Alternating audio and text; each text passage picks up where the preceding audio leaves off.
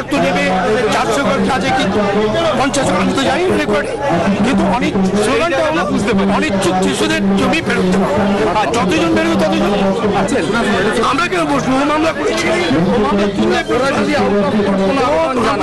যদি মামলা তুলে প্রস্তাব দেয় নিশ্চয় সরকার বিবেচনা বলছি মামলা তুলে দিতে। টাটাদের সঙ্গে যদি এই সরকার এখনো একটা কম্প্রোমাইজ করত তাহলে সিঙ্গুরের উপকার।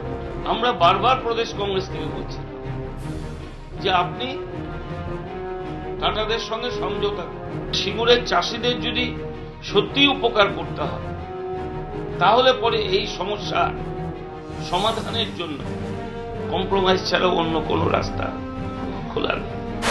সবাই মিলে নিয়ে আলোচনা করলেই ভালো হয়, যেমন টাটা কর্তৃপক্ষ, যেমন পশ্চিমবঙ্গ সরকারের প্রতিনিধিবৃন্দ বা প্রতিনিধি এবং কৃষকদের প্রতিনিধি।